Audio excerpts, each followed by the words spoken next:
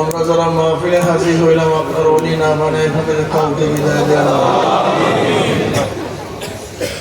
رب ارحمهما كما ربياني صغيرا